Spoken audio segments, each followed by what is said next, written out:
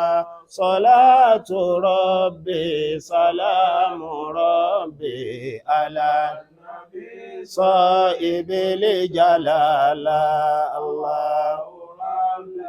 Allahu Allah Muhammadun Salatu Rabbi, salamu Rabbi, ala nabi sahibil jalala. Akí Ọlọ́run, ọba tí gbogbo ń tó retí lọ́dọ̀ wa náà ní kíkí. Muhammad Yusuf, àjọ ṣiṣẹ́ lè nìyí. Wọ́n jùkú báyìí, kọ́ máa wojú mi. Wọ́n jùkú báyìí. Masha Allah. A dúpẹ́ fún Ọlọ́run. Give thanks to Allah. A dúpẹ́ fún Ọlọ́run. All praises and adorations unto Allah. Ọba tó já sí wípé gbogbo ohun yóò kó ṣe fún yàn láyé, ń tó fẹ́ kó ṣe náà ni kó dúpẹ́ fún. The God that whatever He has given to you, the only expectation from Allah is for you to show appreciation and thank Allah. Ìṣewálé yàn Humans, like we are, kì í sọgbọ́n wa, kì í ṣagbára wa. it's not by our knowledge, not by our might. Tó bá ṣe wálé ẹranko, If He has created us to be animals, a máa gbé ibi táwọn ẹranko ń gbé. we will live among the animals. Tó bá ṣe wá ní igi oko, If He has made us trees, a máa gbé ibi táwọn igi oko ń gbé. we will live in the forest. Tó bá ṣe wá lẹ́ja inú omi, If He had made us fishes, a máa bẹ nínú ibú. we will live in the seas. Ṣèbọ́ sẹ̀sà àwọn nǹkan tó dá wọn ní síbẹ̀ ni. Allah has created those animals, the fish, the trees, and created them and placed them in wherever they are. Sínú Suratul Qasas kọ́ ni. A'udhu billahi minash shaitanir rajim, bismillahir rahmanir rahim. أعوذ بالله من الشيطان الرجيم بسم الله الرحمن الرحيم. Ọlọ́run sọ ń bẹ̀ pé wa rabbuka yakhluqu ma yasha'u wa yakhtaru. Wa rabbuka yakhluqu ma yasha'u wa yakhtaru. Ma kana lahumul khiyaratu. Subhanallahi wa ta'ala amma yushrikun. Wa rabbuka, ọlọ́ba rẹ̀. That the God, Allah. Afáàfíìsì. Ọlọ́run ní òun. Allah is describing Himself. Yakhluqu ma yasha. Òun lòun dá tó bá súra wo ni? Suratul Qasas. Ọlọ́run lòun dá gbogbo ohun tó bá wù ú. Allah is the creation of all what He decided to create. Everything in this world has been created by Allah. Tó bá tún dọ̀la, If it comes to the next day, tọ́lọ́run tún wo pé òun tún fẹ́ dá nǹkan mi. and Allah decides to create new things to this world, Kò sẹ́ni tí ó dá lọ́wọ́ rẹ̀ dúró. nobody will question Allah. No one can. Ó ní kulla yawmin huwa fi sha'nin. Ó ní gbogbo ọjọ́ lòun fi ń ṣiṣẹ́. That Allah is the person that is continuous in His work. He works every day. Bá a ṣe wà léèyàn, As we are, ìtìyàrú rẹ̀ ni ẹ̀sà tó sà wá nìyẹn pé ká jẹ́yàn. this is Allah's decision to create us as human beings. Àwọn tó dá sí another world ni. Those that have been created in different places, Láwọn wọ́ọ̀dù tá a lè dé. in some places that we can't get to. Inú mà wọ́n ní tó jẹ́ rọrùn fún wa ká gbé ibi tá à ń gbé yìí. Tó fi rọrùn fún wa tá a fi gbé ibi tá à ń gbé yìí. That's for it to be easy for us to be able to live on land. Òun ni torí wípé òṣùpá ń bẹ ńlẹ̀ ni. It's because we can see the moon. Gbogbo àwọn pílánẹ̀tì yòókù tó súnmọ́ oòrùn ni. Torí pé kò sóṣùpá ń bẹ ni òjò ó lè rọrùn ń bẹ láti sọ pé a máa lọ gbé bẹ̀. Because there is no sunlight in other planets. That is why it's not easy to live in that places. Ọlọ́run ní Rabbuka yakhluqu ma yasha'u wa yakhtaru. Òun ni ó ṣe ìkhtiyaru rẹ̀. Ó tún wá dá wa tán. Mo fẹ́ délé yìí lọ́kùnrin, yóò sí lọ́kùnrin. Being creating us as humans, Allah is also the decider of the species, the sex. Mo fẹ́ délé yìí lóbìnrin, yóò ṣe lóbìnrin. If he wants to be a man, he will create that person a man. If he wants to create that person a woman, he will create that person a woman, be a male or a female creation. Kódà tẹ́ ẹ débi ẹ̀sìn. Even up unto the religion that is being ascribed upon you. N tó bá fi àṣì láṣì. If Allah wants you to be a Muslim, you will be a Muslim. If Allah wants you to be a Christian, you will be a Christian. If Allah wants you to be an idol worshipper, Allah decide all this and no one can question Allah. So ipò tó bá bára rẹ tó o sì ń rí i pé ipò mímọ́ ni a jẹ Ọlọ́run ní gbèsè ká máa dúpẹ́ lórí If ẹ̀. you find yourself to be in the right path, if you find yourself to be in the true path, you owe Allah nothing but to thank Allah and appreciate Allah for placing you, deciding to ó ní to place wáyà you among the right kàtàrù people. má kàánà làwọn mọ̀ lè khiyara tù. Kò sí ẹ̀dá kan ní gbogbo ẹ̀dá tọ́lọ́run dá tó wá lè sọ pé òun fẹ́ là lọ́lọ́run lọ́wọ́. That there is no one that is being created upon this world that can say he wants to prove to Allah that Abba- he is more than Allah. Tá a bá béèrè lọ́wọ́ brọ́dà wa Olúwaṣeun nísìnyí pé bẹ́ẹ̀ ti rí yìí ṣé ẹ̀yin lẹ ṣera yín bẹ́ẹ̀ ni àbíbọ̀ ẹ̀ bára yín bọ́lọ́run ti ṣe yín. When we question the host of today that being himself the way he is now, can he boastfully say that he made himself what he is, or he created himself to have 2 eyes, 2 legs, 2 hands, 2 ears, 1 nose? Is it the one that made it so for himself, or somebody else did it for him? Béèrè ni wọn ò nídìí pa àwọn èsì lọ àwọn náà ti mọ̀ pé èsì táwọn ọ̀dà ní pọ́lọ́run ló ṣe. He knows that there's no one that has created him to be the way he is. Má except kàánà Allah. làwọn mọ̀ lè khiyara tù.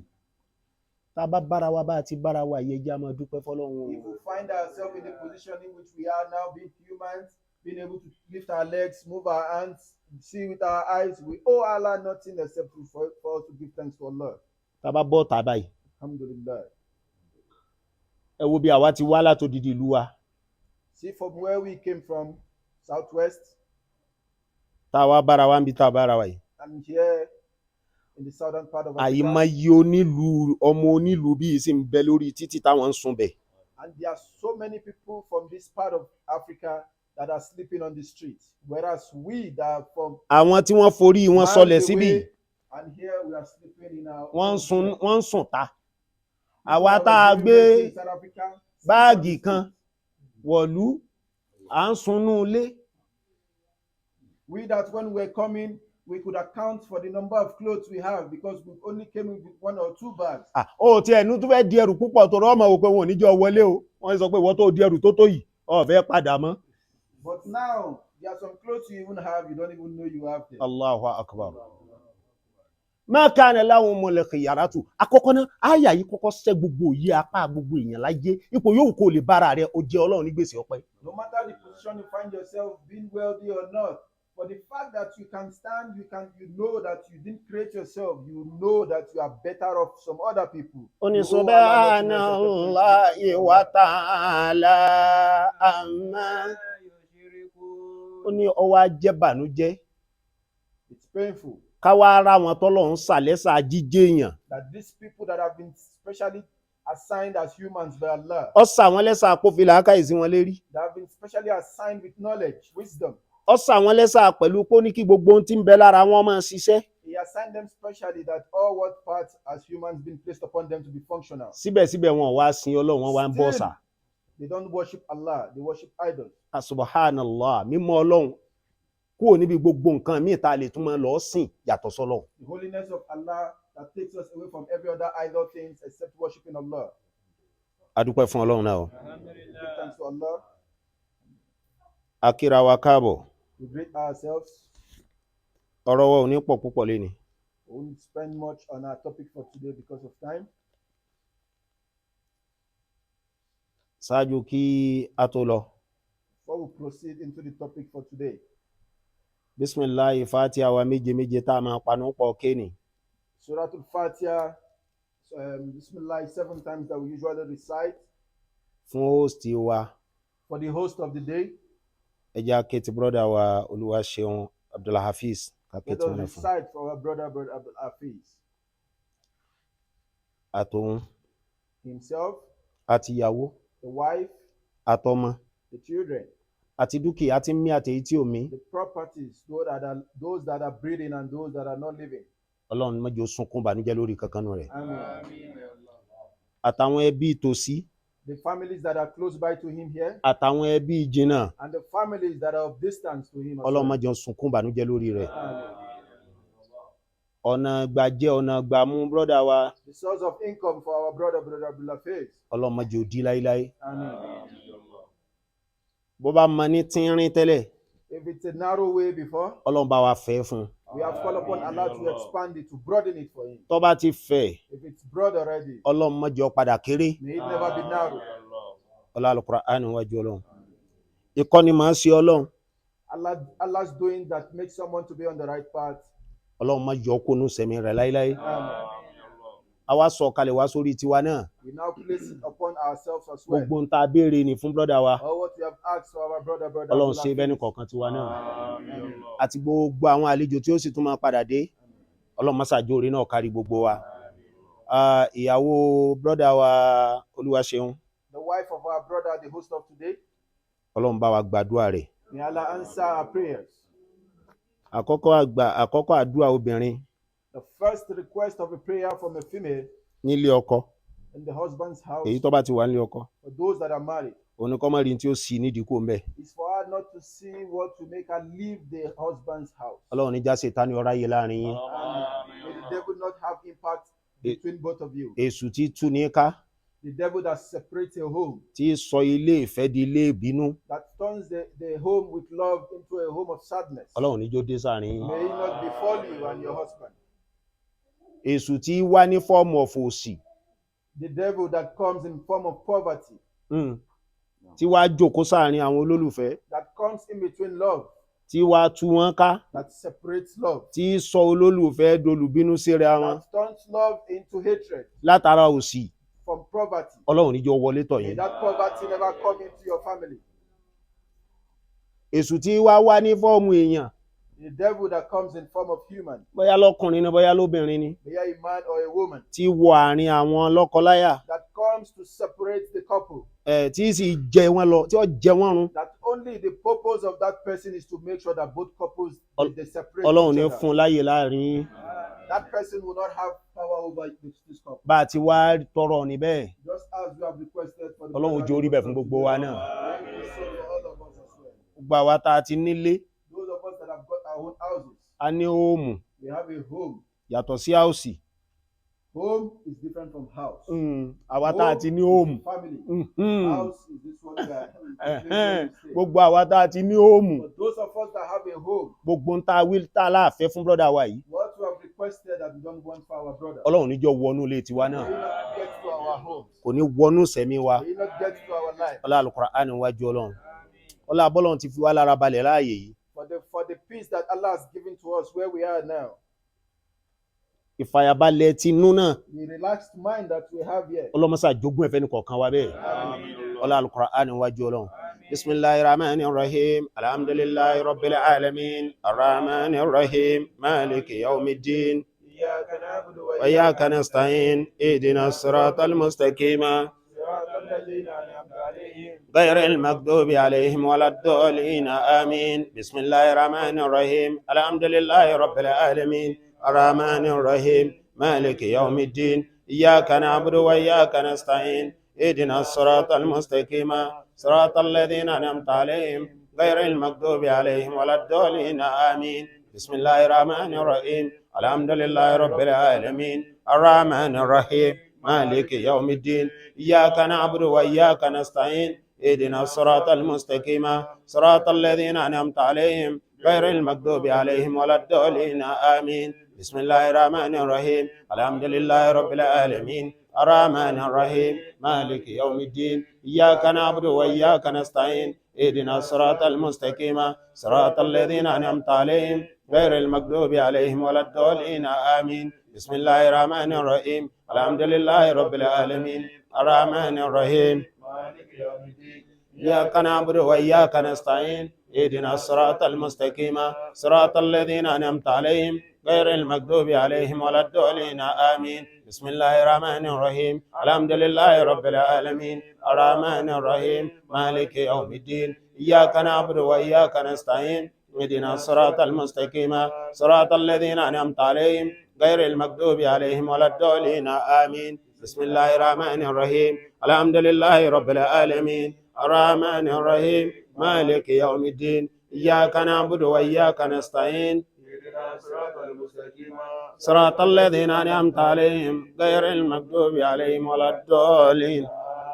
سبحانك اللهم يا من يسار الجميلة وستر القبيحة ولم يؤاخذ بالجريرة ولم يأتك الستر ويا عظيم العفو ويا سن التجاوز ويا واسع المغفرة ويا باسط اليدين برحمتي ويا سامع كل نجوى ويا منتهى كل شكوى ويا كريم الصفو ويا عظيم المن ويا مكيل العذرات ويا مبتدئ بالنعم قبل استحقاقها يا ربي ويا سيدي ويا مولاي ويا غاية رغبتي أسألك أن لا تسوي خلقتنا ببلاء الدنيا ولا بعذاب النار لا حول ولا قوة إلا بالله العلي العظيم لا حول ولا قوة إلا بالله العلي العظيم لا حول ولا قوة إلا بالله العلي العظيم adúpẹ́ fọ́lọ́run Alhamdulillah. Give thanks to Allah. Ọlọ́run jẹ́ orí bẹ́ẹ̀ ọlá Al-Qur'an níwájú Ọlọ́run Amen.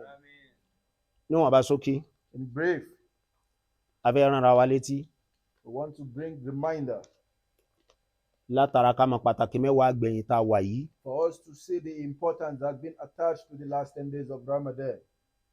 ká sì sọ Laylatul Qadri wà nù rẹ̀. And we should be watchful of the night, the majesty night.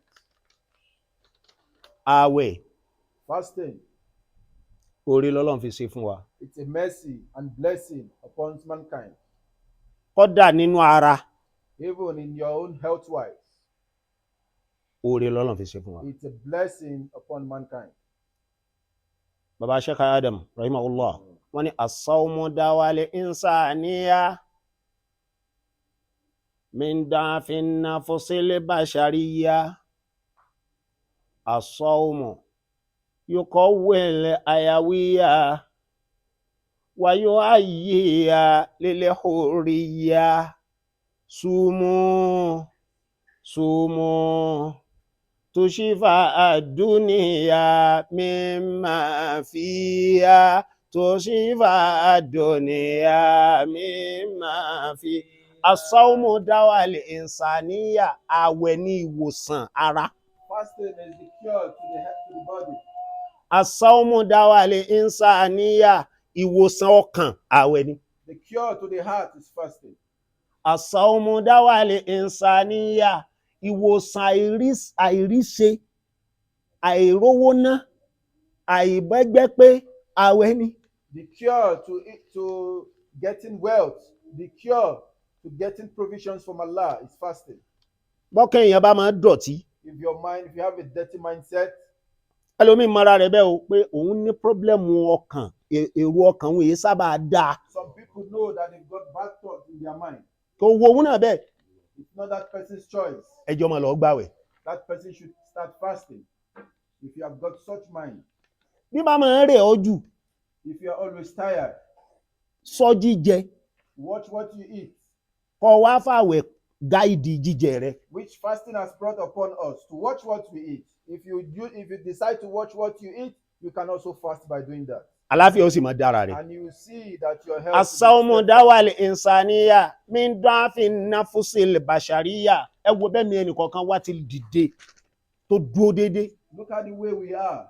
láti ìgbà tí Ramadan ti bẹ̀rẹ̀. When fasting started, the way we were focused with the month, the way we were focused on our fasting, we left ill things and focused on the right things.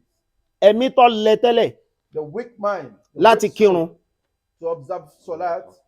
táwẹ̀ bá ti dé tó bẹ̀rẹ̀ sí ní gbàwẹ̀ yóò sì máa lágbára láti máa And kírun. once the fasting starts, you see it becomes easier for you to observe your 5 daily salat prayer. Ẹ̀mí tó lẹ tẹ́lẹ̀ láti máa ṣàdúà The mind that was weak in observing tahajjud, yóò sì máa dìde yóò máa dá and you lágbára. see when it's time for Ramadan, it becomes easier for you to observe tahajjud. As-sawmu yuqawwil hayawiyya nashat yíyá ara one of the best exercise téèyàn lè máa ṣe náà làwẹ̀.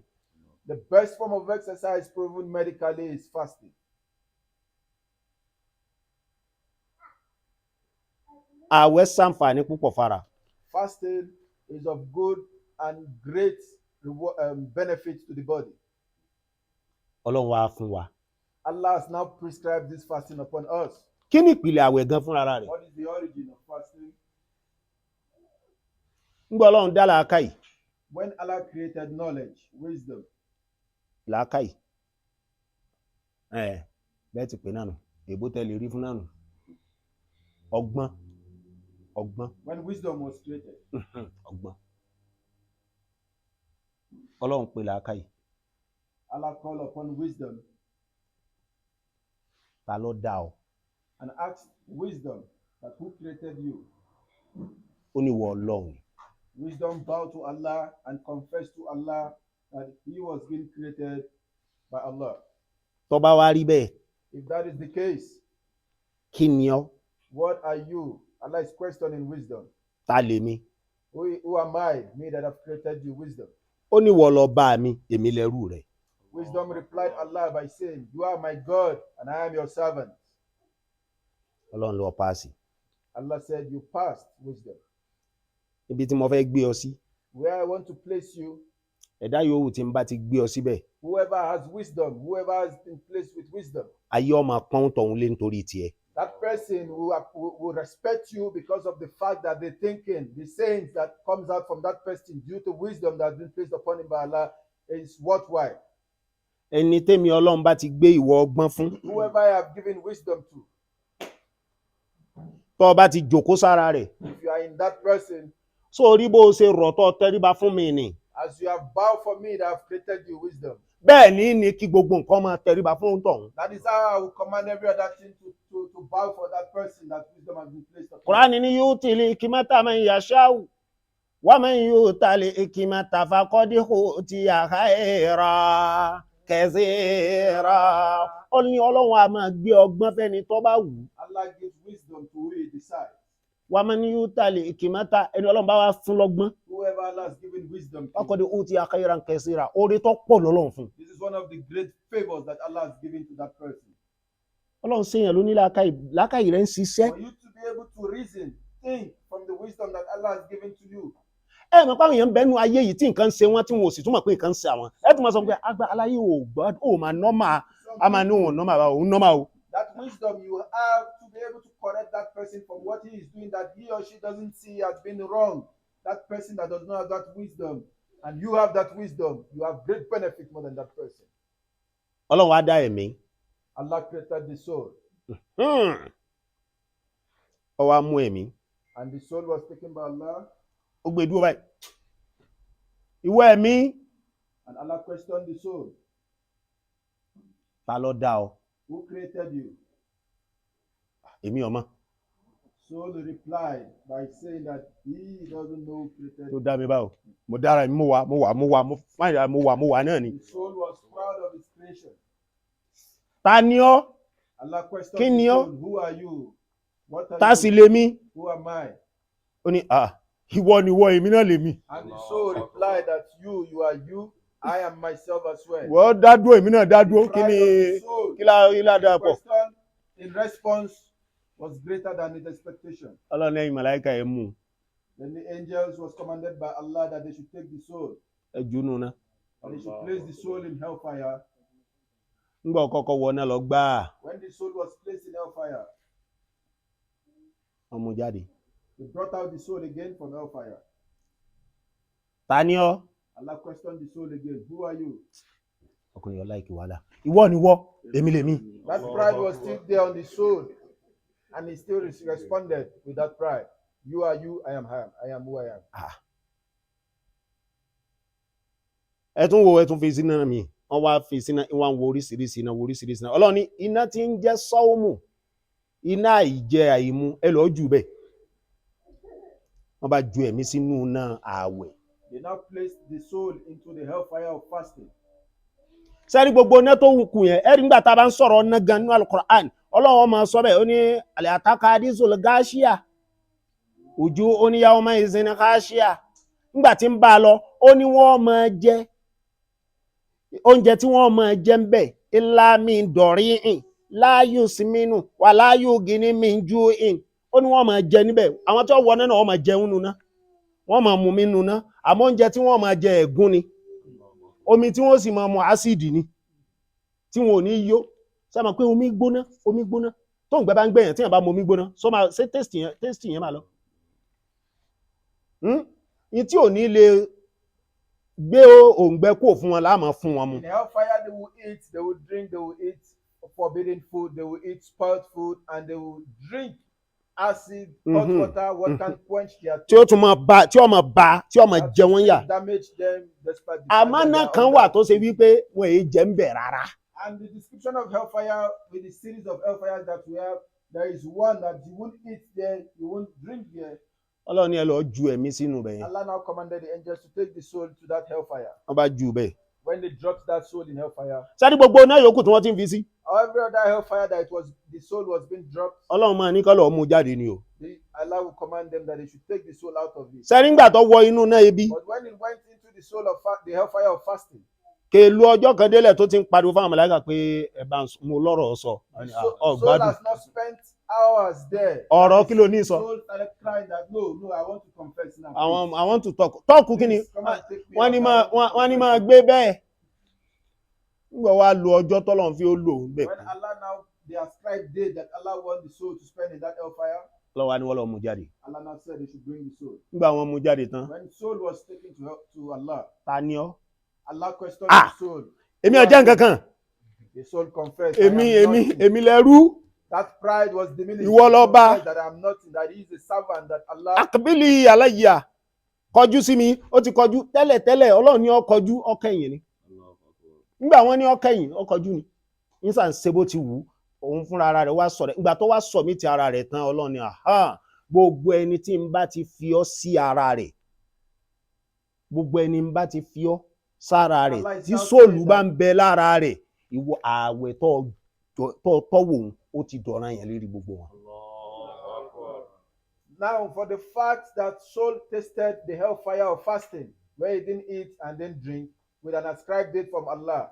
But before those days, even spending hours there, the soul automatically started confessing that no, I want to speak, I want to say who Allah is and who I am. Then when he was taken to Allah, when the ascribed date got to the date, Allah asked the soul, who are you? He said, I am nobody. I am just, I am nothing. Ẹrú rẹ ni mí. You, I am a servant. You are God. You created me. Allah now said that whoever this soul is being placed upon, fasting becomes compulsory upon that person.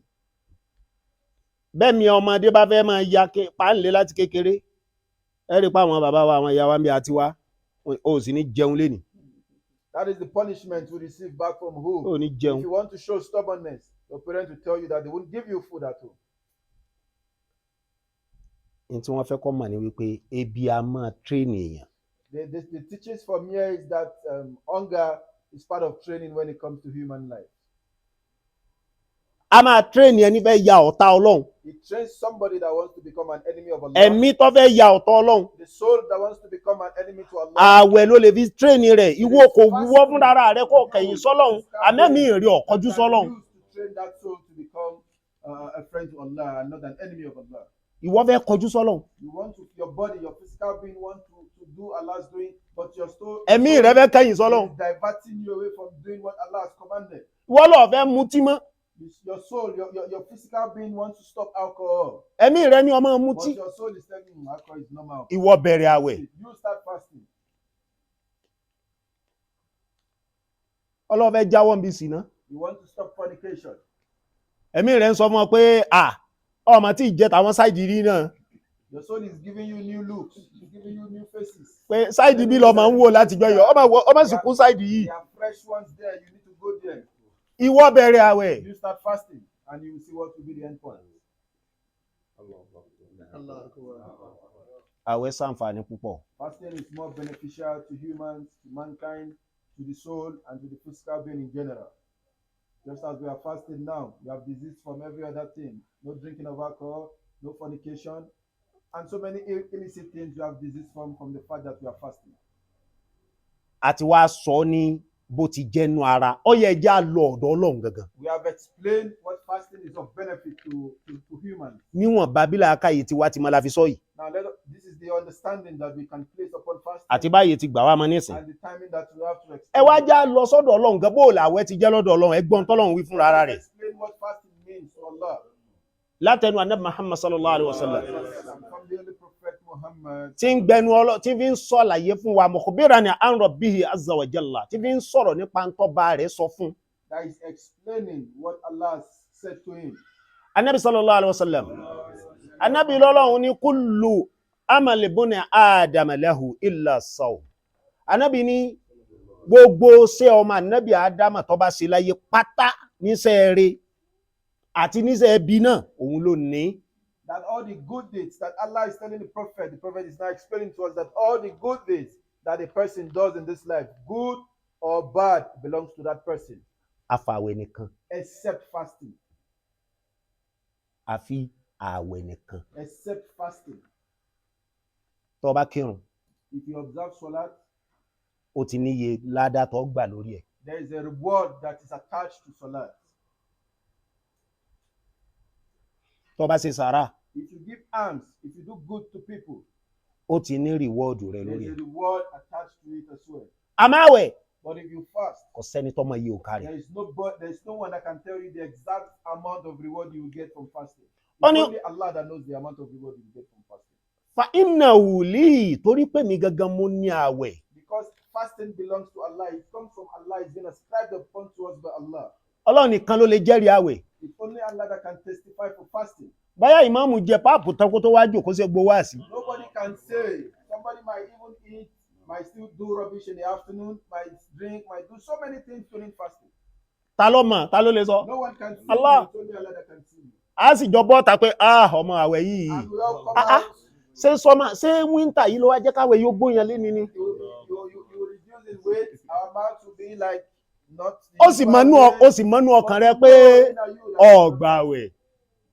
Táwa lẹni tó lè jẹ́rìí rẹ̀ Ọlọ́run Who nìkan. can testify, who can confirm that you truly you are fasting? So in ló fi sọ pé mi náà mo lè sẹ̀san rẹ̀. That is why Allah is the only person that can pay for fasting. The Àìmọye reward àwọn of ọmọ fasting belongs to Allah. ẹ ti mọ bí a ti wá. À ń gbàwẹ̀ náà ni ó ṣe ti yẹ́yìn kùlé. Ó ti mọ̀ òun náà ti mọ tó dá lára lẹ́yìn kùlé. Observing Salat, if you are in the masjid, you are all standing together, you see each other. So fasting, no one knows what is happening. Ní mọ́sálásí ilé àlùwàlá yóò mú mi. Àlùwàlá rẹ̀ ṣe tán látẹ̀kan ni. Ń sàlùwàlá náà ni. Yóò máa sàlùwàlá lérí àlùwàlá ni. Ọlọ́run lòun lè sẹ̀san àwẹ̀. It's only Allah that can repay a person for fasting. Àwa ti ń bá àwẹ̀ náà bọ̀ wá. We have started this fasting from the first day. Tí ilẹ̀ bá súlé ni Ramadan ọdún yìí di 21. In the next few minutes, we'll be completing 21st of Ramadan. Allahu Akbar. Allahu Akbar.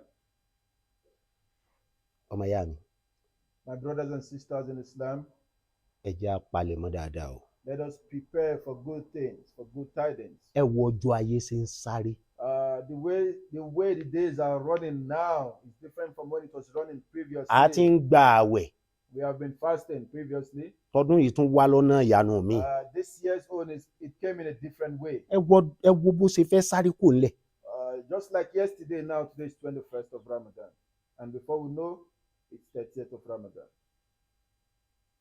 Àwa ti bọ́ sásìkò ṣe tààrà báyìí. Now we are in the last 10 days, the days of explicit work. Tá a máa sọ Laylatul Qadr. That will be watchful of the night, the majesty night. Òun ni tá a fẹ́ bára wa sọ̀rọ̀ That lẹ́yìn. is what we want to speak to. Ọlọ́run sọ nínú Suratul Qadr. Allah says in Suratul Qadr, Inna anzalnahu fi Laylatil Qadr. Wa ma adraka ma Laylatul Qadr. Laylatul Qadr khayrun min alfi shahrin. تنزل الملائكة والروح فيها تنزل الملائكة والروح فيها بإذن ربهم من كل أمر سلام هي حتى مطلع الفجر أنزلناه في ليلة القدر. Ọlọ́run la sọ Al-Qur'ani kalẹ̀. the Quran was revealed. Al-Qur'an. The Quran, Kitabullah tó jẹ́ tírà Ọlọ́run. the book of Allah. Al-Qur'an. The Quran, Hudan tó jẹ́ ìmọ̀nà. the way of life. Al-Qur'an. The Quran, Rahmatan tó jẹ́ ìkẹ́. the blessings. Al-Qur'an. The Quran, Shifa'un tó jẹ́ ìwòsàn. cure. Al-Qur'an The Quran, tó jẹ́ naja'un tó jẹ́ ọlá. the way of life to wealth. Anzalinahu. Ọlọ́run la sọ kalẹ̀. It has been revealed Fi Laylatil Qadri. Lóru Laylatul Qadri. on the night of Laylatul Qadr, the majesty night. وما أدراك ما ليلة القدر. ṣé nǹkan kékeré lẹ pòrú Laylatul Qadri ni. For you to know the importance of that night. Ọlọ́run sọ fún Ànábì má adraka má Allah is Laylatul telling the Qadri. Prophet Muhammad sallallahu alaihi wasallam. ǹjọ́ rẹ ni explain ẹ̀ fún ọ. Have you seen anybody that explained the importance attached to that night? òru Laylatul Qadri. The night of Laylatul Qadr. ẹjọ́ mọ̀ pé ìbéèrè àdúrà nábì náà lọ́lọ́run gbà tó fi fún wa ní Laylatul Qadri. It is the prayers of the Prophet that has been answered by Allah. That is why we're able to experience the night of Laylatul Qadr, the majesty night. afáwa Ibn Abbas radiyallahu anhu ó ní àwọn sàábí ń bẹ lọ́dọ̀ ànábì ńjọ́ kan. Ibn Abbas said that the Sahabas, were the companions, were with the Prophet Muhammad sallallahu alaihi wasallam. wọ́n wá ń ṣàlàyé nípa ọ̀rọ̀ arákùnrin kan nínú Bani Israila tó jagun fún ẹgbẹ̀rún oṣù. They were now explaining about a person that fought for 100 months in battlefield. ẹgbẹ̀rún thousand. Thousands of months. 1,000 months. 1,000 months. ló fi gbé idà rẹ̀ kọ́rùn báyìí tí fi ń jagun. That person was fighting for nítorí ìtọ́lọ́hun. for Islam because of Allah for 1,000 months. nítorí ìtọ́lọ́hun. The fight was not for any other thing but because of Allah. ọ̀rọ̀ yẹn wá kún àwọn sàhábà lójú pé The companions were now surprised about that person. They were they were anxious pé ẹni yóò ti gba èrè gan tán lọ́dọ̀ Ọlọ́run. that this person would have received all the reward that them themselves would not be able to get because of that battle that person has been engaged ó in. wá dá ọgbẹ́ sí wọn lọ́kàn. So they now felt bad. Ànábì wá rí lára wọn. The Prophet now observed that they were feeling bad from that story that was being told to them. Fada'a Rasulullah sallallahu alayhi wa sallam. Ànábì wá ṣàdúà. The Prophet now made a prayer at that very moment. Ànábì ní ya Rabb, ó ní mo pè wọ́n Ọlọ́run ọba mi o. He called upon Allah. Anta ja'alita ummati aqsara li ummami. Wọ́n lọ sáwọn ìjọ mi láwọn ìjọ tẹ́mi wọn ò ní gùn rẹpẹtẹ. You have made my followers of those that their lives will not be long. They won't spend much years. Àwọn tàná, àwọn kan ti lọ ṣáájú tí wọ́n ń lo 300 years. Ànábì Idris 300 years. Ànábì Musa 120 years. Ẹ̀rí. Those before the Prophet spent more years, 100, 200, 300. Ànábì Nuha 1,000 years. Ẹ̀rí. Ànábì wá ṣàdúrà pé ìwọ Ọlọ́run, ìwọ ló ṣe àwọn ìjọ mi láwọn tí wọn ò ní ṣe wọn èé ṣe lẹ́mìí gúngùn rẹpẹtẹ. Ìwọ ló ṣe bẹ́ẹ̀. My followers not to be of those that have got long lives. You made it so. Ja'alta ummati aqsara li umami amara. Ó ṣe wá lẹ́mìí gúngùn rẹpẹtẹ. You have made us not to spend more years on this world. ẹni bá lé mùsùlùmí lẹ́yìn lifetime live yìí tó bá lé ní 70 bónọ́sì ní lò. Statistics have shown that if you are able to get to even 70 of tribe. Statistiki táyé ti sin àbí tọ̀ èyí tá a bá nù lẹ̀ ní súnà èyí ọba lé ní fọ́kọ̀ sàbọ̀yìn bónọ́sì ni. And if you are able to spend more than 70, it's a bonus. Wà á kọ́ làhá àmàlà ìwọ ló sì tún ní ó ṣeṣẹ́ ẹ̀mú dání ó ṣeṣẹ́ wọn ní tí ó mọ̀ kúrú iṣẹ́ wọn èé ṣeṣẹ́ tó gùn.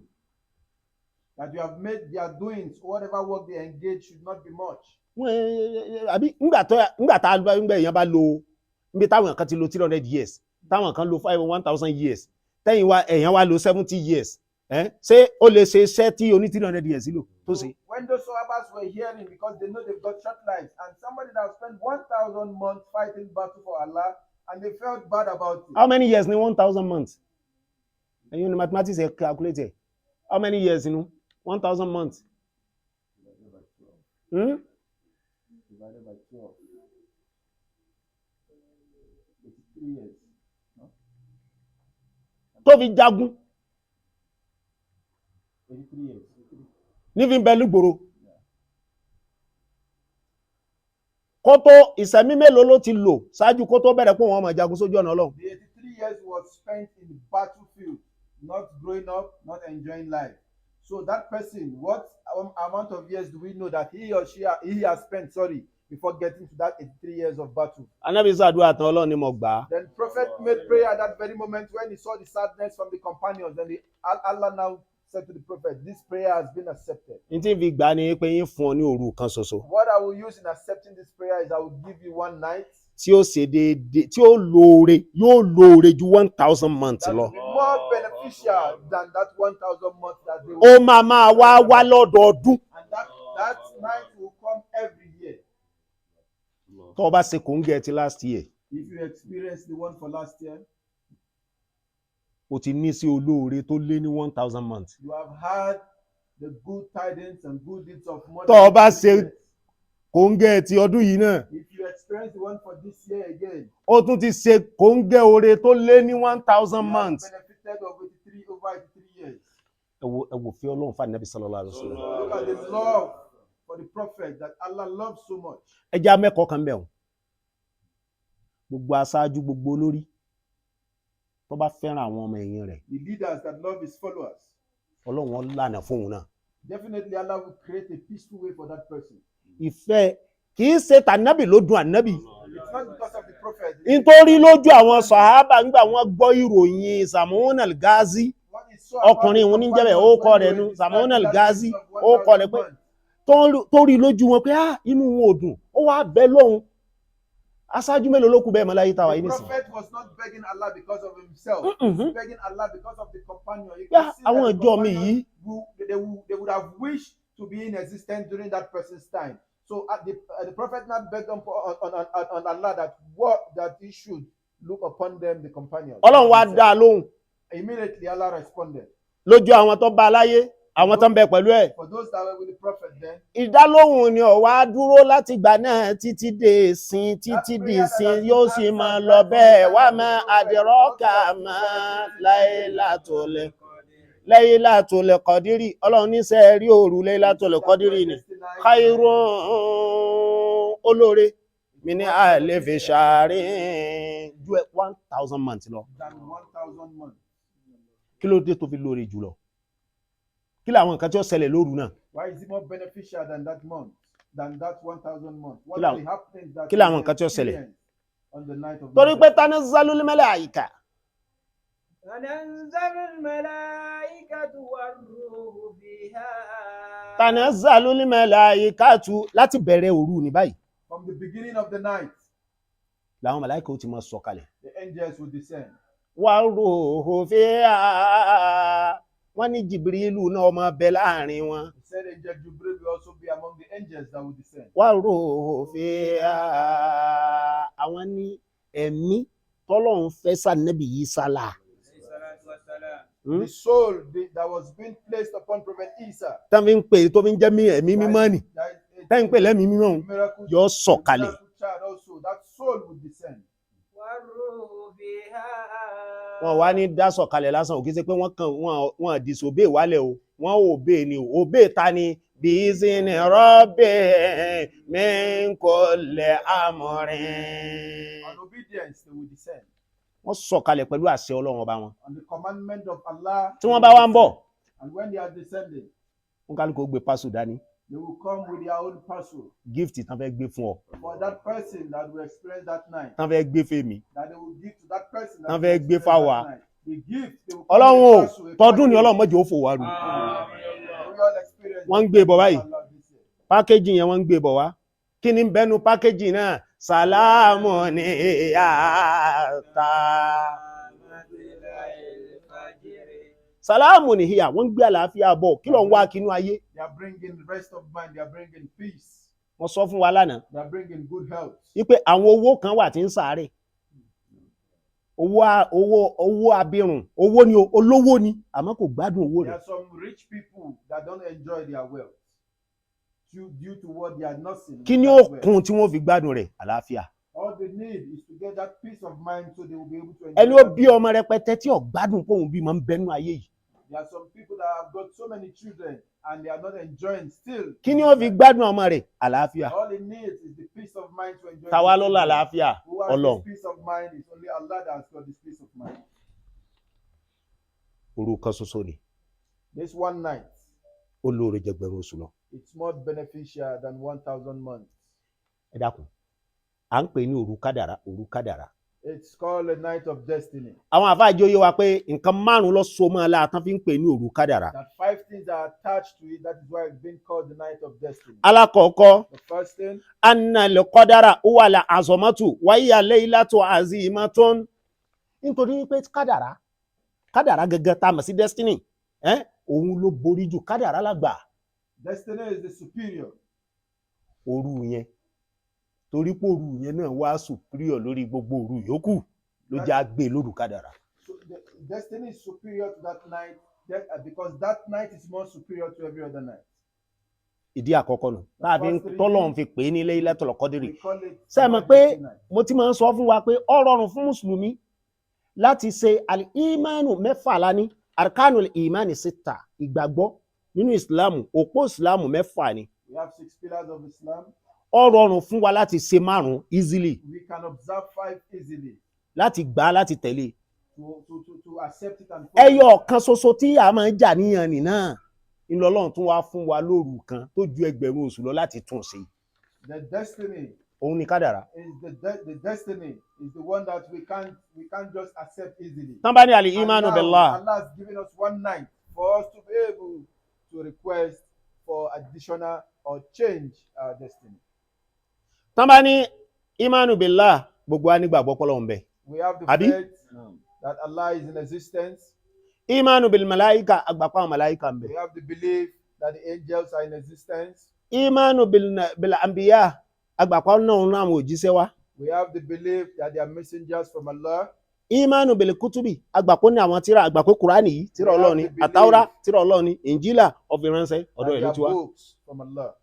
Imanu bil yawmil akhir, mùsùlùmí gbà wípé òun ó pàdé Ọlọ́run jọ́ kan. We have the belief that one day we will meet Allah. Mọ̀ bí tí mùsùlùmí ti máa fẹ́ jábọ́ òun ni imanu bil qadari, kádàrá kó gbà pé bọ́lọ̀ ti ń lò náà ní bó ti kọ́ fún mi náà ni. But where we always have issues is to believe that whatever happens to us is destiny.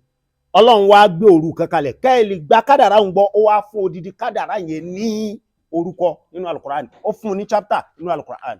There is a chapter ascribed to destiny in the Quran. Ẹlẹ́ẹ̀kejì tó fàdí tá a fi pe òru ní òru The Laylatul Qadr. reasons we are listening that made us to call the night of majesty the night of Annahu destiny. díkùn, òun ni pé òru yẹn ó fún òru yẹn fún kí ló fún bẹ́ẹ̀? Kádàrá ni tó fún tí ò ṣe fò kọjá ọgbà fọ́lọ́run lórí rẹ̀ ni. The night will become tightened and Kádàrá gẹ́gẹ́ lọ. the destiny itself is the one that is tightened that you don't have any choice but you have to accept. Ẹ rí i pé ẹlòmíì ó ṣe gbogbo gbìyànjú téèyàn ń gbà láyé yìí nítorí pé òun ò rí nǹkan kan ṣe, but kádàrá ó tún padà ṣẹ lórí ẹ̀. But you see some people, they will strive, they will hustle just to get this particular thing. But at the end of the day, the destiny being placed upon them will triumph over their strength. Àwọn àfáà ní ìdí tọ́lọ́run fi pe òru ní Laylatul Qadr tó fi pè é ní òru kádàrá ni wípé torí wípé ilẹ̀ gan fúnra rẹ̀ máa fún kí ni ó fún àwọn màláíkà tí wọ́n kún orí ilẹ̀ débi pé èèyàn orí ilẹ̀ gan ò ní rí bí fẹ́ máa gbà kọjá níbi tí wọ́n pọ̀ dé. The earth as well will be tightened, it will be choked. That's because of the angels that has been descended on the earth by Allah. Ẹlẹ́ẹ̀kẹta The third one, anna al-qadara, nítorí pé n tẹ́ ń pè ní kádàrá ni what we call destiny, ó wà lẹ̀ hukumu, òun gangan ní ìdájọ́ tọ́lọ́run gbélé kó wá lórí. it is the judgment that has been placed upon us. Ìdájọ́ Ọlọ́run ni kádàrá. It's a judgment placed upon us. We accept it the way we see it.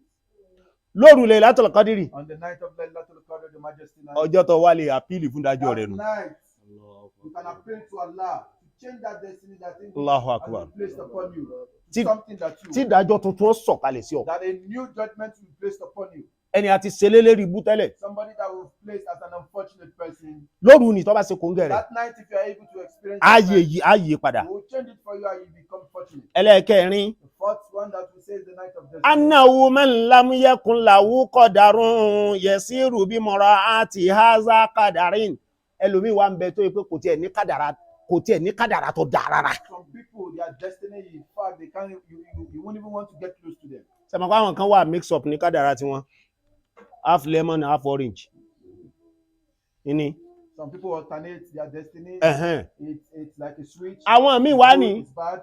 irú ẹni tá a kádàrá ná mọ́ tó bá ṣe kòńgẹ́ Laylatul Qadri tó sì bẹ lọ́hùn sẹ́mi pé kádàrá àlìjánnà ò sí ní láàrin rẹ̀ rárá tẹ́lẹ̀ láàrin kó ṣe kòńgẹ́ nìṣẹ́ tó sì bẹ lọ́hùn pé ìwà tó ń wù yìí ìwà tí ó gbé òun wọ náà ni ẹsẹ̀ tó ń gbé yìí ẹsẹ̀ tí ó gbé òun wọ náà ni tó wá ṣe kòńgẹ́ rẹ̀ yóò sì dọ̀mọ̀ àlìjánnà. Some people, due to their behavior, due to their doing, they have been destined to enter hellfire. But if they are able to experience this majesty night and ask Allah that I know this my behavior is going to lead me to hellfire, please turn me a new leaf. That person can get paradise from that. ẹlẹ́ẹ̀karùn-ún tá a fi ń pe òru ni ní òru Qadar. The fifth one that will make this Annahu night of destiny. Òru ni This night.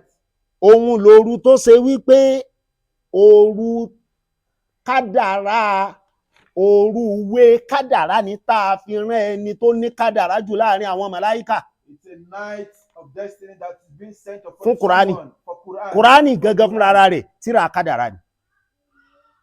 It's a book of destiny. Àwa fi rán ẹni tí kádàrá rẹ̀ fi ń ga jù nínú àwọn màláíkà. We now use that Quran was revealed to someone that the destiny is higher than all angels. Hadisi yìí kò lẹ̀. Ani Abi Hurairah radiyallahu anhu. Abu Hurairah kọ́lọ́n bá yọ́nú sí. Abu Hurairah said, ẹ rí pé iṣẹ́ méjì hadisi yìí àti kà á níbẹ̀rẹ̀ àwẹ̀ fún wa. Páàní Nábì sọ wípé man soma Ramadana imanan wa ihtisaban. Ẹni bá gba àwẹ̀ Ramadan pẹ̀lú gbàgbọ́ àti ìṣirò pé òun fẹ́ gba nǹkan lọ́dọ̀ Ọlọ́run. Gufira lahu ma taqaddama min zambihi. A foríjì inú ẹ̀ṣẹ̀ rẹ̀ tó ti tì ṣáájú. Hadisi ń tún wá padà wá lórí kádàrá gangan lórí Laylatul Qadri gan pé man qama Laylatul Qadri. Ẹni bá dìde lóru Laylatul Qadri imanan wa ihtisaban ní ìgbàgbọ́ tó sì fẹ́ gba nǹkan lọ́dọ̀ Ọlọ́run gufira lahu ma taqaddama min zambihi òru àforíjì tún ní òru kádàrá.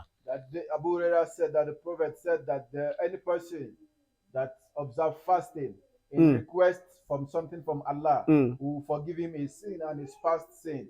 This hadith now came and interpret again that any person that observe the night of Laelatu the majesty night will also give that person a good and preferable destiny.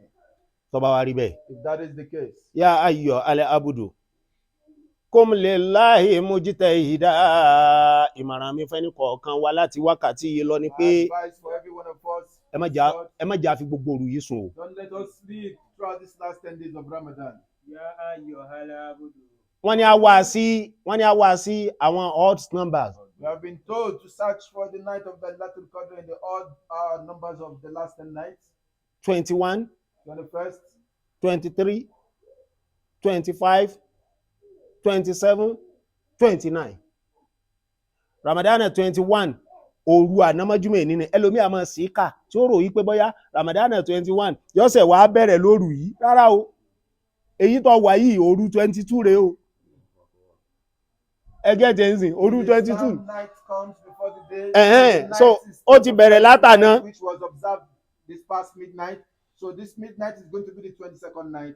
Tomorrow's midnight is going to be the 23rd. A máa ń torí wípé ta ni ẹni tí ó bi Ọlọ́run léèrè tó bá yí padà nílò òfin gbọ́dọ̀ forú sùn tó bá rò pé 21 ni ó wà tọ́lọ̀ wá 23 tọ́lọ̀ wá 24 odd number ni ó wà ọwá ń sọ 21 23 25 27 20 kí ni ẹ ò ṣe lo gbogbo ẹ̀ náà. Allah decides to place the night on any of the days of the last 10 days. Ó ṣe bí gbogbo ẹ̀ wọn ò sọ fún wa pé Ànábì ní ká wá síbẹ̀ Ànábì ní ká wá sí àwọn odd numbers yẹn but Ànábì ò fi gbogbo mẹ́wẹ̀ẹ̀wá sùn ni. The prophet has made us to understand that we should search for it in the odd numbers of Ya ayyuhal abdu. The prophet was never asleep. He used them to observe prayers from Allah to Allah. Kò lè bá ya ayyuhal abdu mo pẹ́ ní kọ̀ọ̀kan wa ẹjá bẹ̀rẹ̀ sí ní dìde láti wákàtí yìí lọ láti máa gbìyànjú. Wà ní àdìkà máa ná àdọ́tí mi kọ́bọ̀ lè ká sùn àdá. Wà ní àdìkà máa ná àdọ́tí mi kọ́bọ̀ lè ká sùn àdá. Ìní àdìkà máa ná àdọ́tí ẹ dààmú rẹ̀. Strive.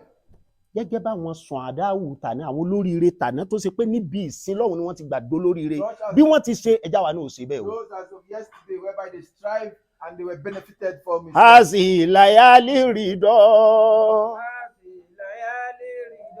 Àwọn òru yìí látàlẹ́ àná tá ti bẹ̀rẹ̀ ni. From yesterday night Títí tí Ramadan yẹn tán. till Ramadan will Àwọn end. òru ìyọ́nú ni gbogbo ẹ̀. These nights are the blessed nights.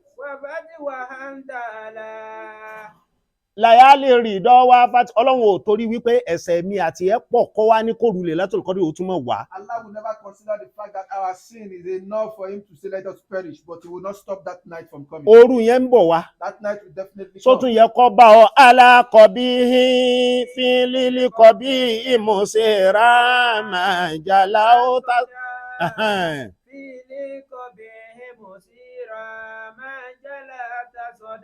Májàlá ó ta sọ̀dá ntẹ̀mí àti ẹ̀kan jẹ́ nú ẹ̀ṣẹ̀ ó ti tó.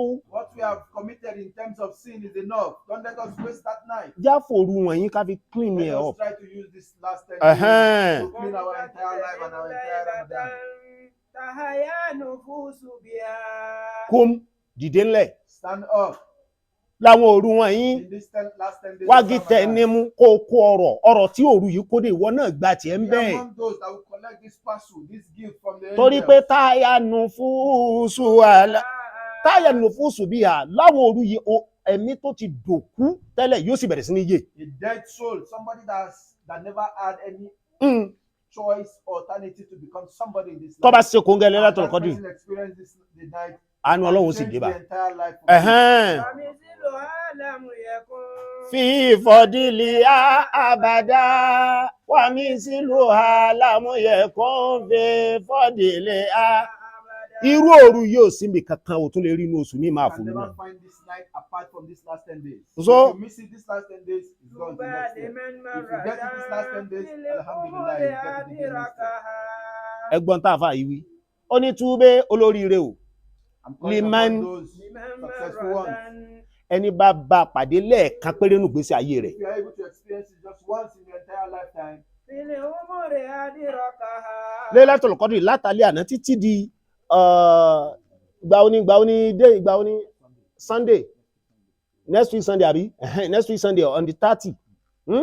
Látòru yẹn tó o bá fi gbogbo òru yẹn sùn tó fi ń béèrè oore lọ́dọ̀ Ọlọ́run túbélì maratan fìlì umuri àdírọ́ka tó bá pàdé ẹ̀ lẹ́ẹ̀kan nù gbèsè ayé rẹ̀ ó lo 90 years láyé àmọ́ pàdé ẹ̀ Lailatul Qadr lẹ́ẹ̀kan péré oríire fún un.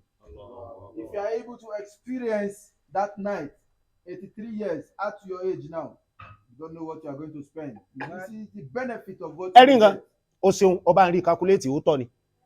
Maratan àkọ́kọ́ náà á forí ẹ̀ṣẹ̀ tó ti ṣẹ̀ ṣáájú àfijìn yóò tún wá gba ẹ̀san ẹni tó sin lọ́hùn fún 83 years more than kí ló wá kù ẹyọ kan tó ti bá pàdé nù sẹ́mi rẹ̀ yẹn ó tó ọ àmọ́ bóyá a ti pàdé ẹ̀ bóyá àpàdé ẹ̀ ló fi gbọ́dọ̀ sùn. So you cannot say this year you can't be guaranteed that you experience the night because you don't know. It's only Allah that knows who has experienced Wọ́n it. náà lámìnì alẹ́ So sí you keep trying. Mujita yida wana lamini allazi yabugi mujita yida na lamini allazi yabugihi orin tó ń fẹ́ ni ó bá pàdé ńbẹ̀ pẹ̀lú kíni o pẹ̀lú gbìyànjú ni o pẹ̀lú náfìlà. You have to strive so that you will be able to get what you're requesting from Falaylatul Qadri observing nawafil.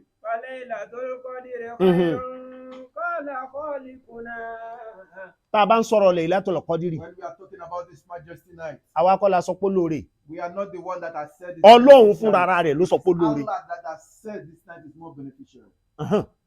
من ألف شهر هنيها Man la shahida min alif sharin ani amala. Ọlọ́run ló lóore ju 1000 months lọ fẹ́ni tọ́lọ́run bá ní ọgán ni rẹ̀ báyìí.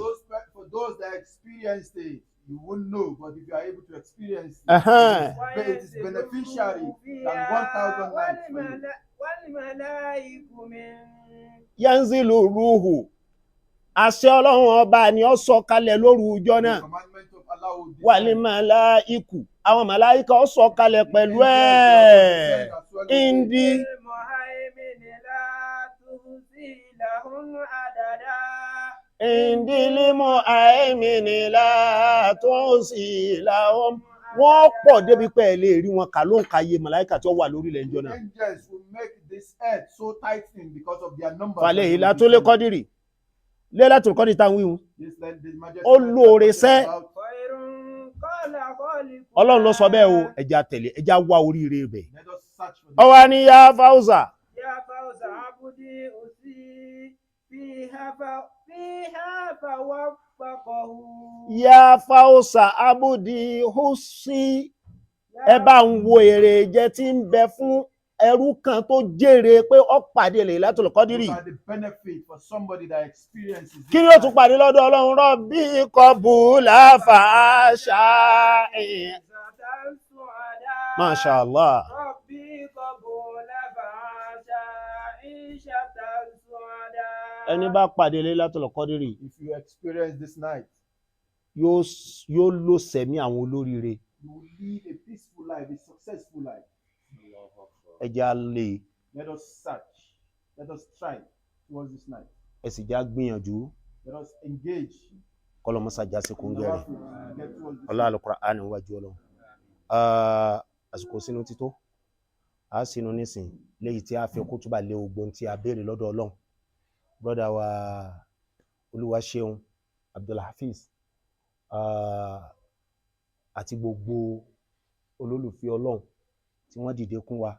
brọ́dà wa yìí ó kọ yín sà Nasif Masha Allah ara akútọ́nu ní ní àwọn ni wọ́n máa ń sọ̀rọ̀ àwọn okọ̀ òun ni àwọn náà máa ń sọ̀rọ̀ àwọn okọ̀ òun Masha Allah àti brọ́dà wa yìí gbogbo wọn àti ajé àná fi wákàtí gbogbo àwa náà ta wá kọlọ́ mọ́jà dìde lásán ká má dìde lásán. ọlá òru tá a sọ̀rọ̀ rẹ̀ yìí Ọlọ́run dákun ṣàánú ẹnì kọ̀ọ̀kan wa. And have mercy upon every one of us. ọlá òru tá a sọ̀rọ̀ rẹ̀ yìí Consider this Ọlọ́run night, dákun this ṣàánú ẹnì night of kọ̀ọ̀kan wa. majesty. May you have mercy upon every ọlá one òru of us. tá a sọ̀rọ̀ rẹ̀ We yìí are pleading with the night of Ọlọ́run majesty. dákun ṣàánú ẹnì May kọ̀ọ̀kan Allah wa. have mercy upon every one of us. já sekúngẹ́ rẹ̀ Let Ọlọ́run us meet the message já of Allah. sekúngẹ́ rẹ̀ Let Ọlọ́run us meet the favors of já Allah. sekúngẹ́ Let rẹ̀ us Ọlọ́run meet the blessings of Allah. la hawla wala quwwata. illa billahi al-aliyyil azim. ẹ já mú nǹkan sínú wa ká dá níyàn sínú. bismillah. bismillahir rahmanir rahim. Allahumma laka sumtu wa bika amantu wa alayka tawakkaltu wa ala rizqika aftaritu fataqabbal minni amin. rabbana atina fi dunya hasanatan wa fil akhirati hasanatan wa qina azaban nar amin.